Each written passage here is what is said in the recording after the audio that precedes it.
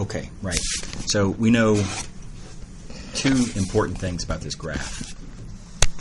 For one thing is it's in R3. Now keep in mind that if you have a function from Rn to Rm, then the graph is some sort of an object that exists inside of Rn plus m.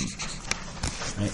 Because the input variables and the output variables all appear on the same axis system, so the dimensions add. So n plus m is 3. That means we either have a function from R1 to R2 or a function from R2 to R1. Okay, so let's consider those two cases.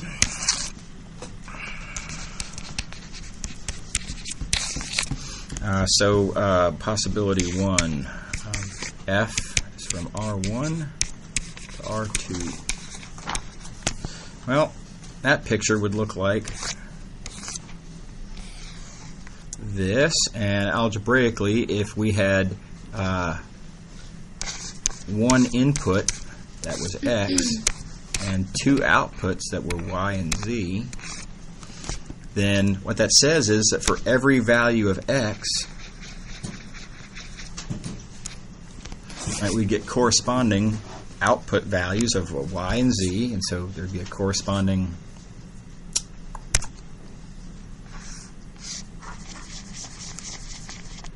there's a corresponding output value y, corresponding output value z, and that gives me a point on the graph here, which is x, comma, y, comma, z.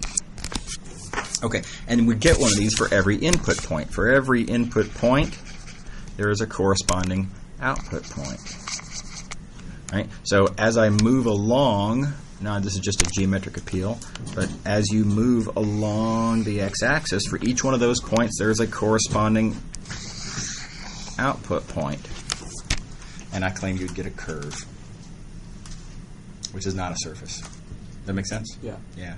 So I'm going to say that fails to be a surface in R3. So how is it a curve? Yeah, because for each point on the x-axis, you get a point in space. You move over on the x-axis a little bit, that point moves over a little bit, and you're just going to trace out a curve. That makes sense? Yeah. So now let's consider the other possibility. I mean, this clearly is, I'll leave that crossed out, in fact. Another possibility is that we have a function from R2 to R1. And that would, the graph of such a thing would look like f of xy is equal to z.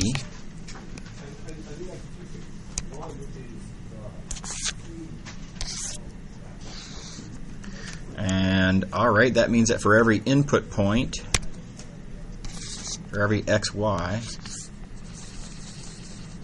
right, there is a corresponding output value, corresponding height here.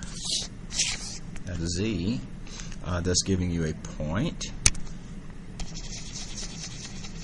right? And for every xy, for every one of these points in the xy plane, there is a corresponding point on the graph, and so it's going to make some sort of a surface. That, and that is indeed a surface in R3. Does that make sense? Yeah. All right. So there's only two possibilities. One of them fails. That means it's got to be this possibility. So kind of going off of this, like the first problem in 2.3 was like it was more of a conceptual version of this with like f of x1, x2, x3 equals f1, f2, f3, f4. Yeah, right. That's right. You can think of G6 as sort of a special case of G1. Yeah. So I'm just like trying to. If you have like from R2 to R1, you can kind of think of like the R1 projection of R2 as like the shadow of it, maybe. Yeah, kind of. Yeah. So why is this? So this is in R7 because you have 7 different variables, right? For G1, I'm sorry. For G1, yeah, the graph lives inside of R7. Right, and then right. So the dimension of the graph is going to be what dimension of the graph within that space is going to be 3. 3 Yeah. because you have The idea is that here is 3. the dimension of the domain you would expect to be the same as the dimension of the graph, because every point in the domain gives rise to a point on the graph. Okay. And so there's this correspondence. You just expect them to be the same dimension. Okay. And if the function's sufficiently nice, then in fact that's true. Yeah. Okay. Yeah. So is another way to think of why R2 to R1 works is because you have you have your input, you have your domain, which is like a plane on the XY axis.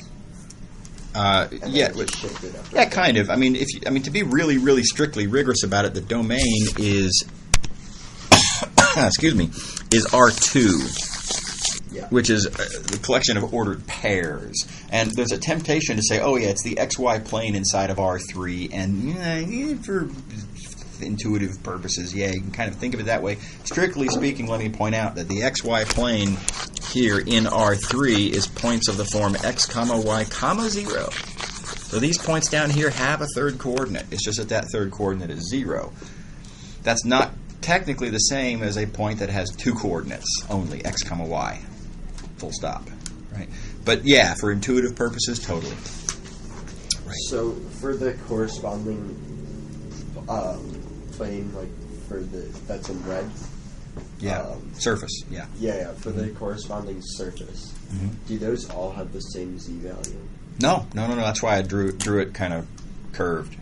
Right? Oh, okay. You get different z's for different. Yeah, the curvature there was deliberate, not. So it's kind of like this. That's not incompetence. That's actually, yeah, right. Yeah, okay. So it's just representing that it's not. It's representing that, that you do in fact get different z's for different x's and y's. Okay. Therefore, it's not just a flat plane. Okay, so let's stop this recording here.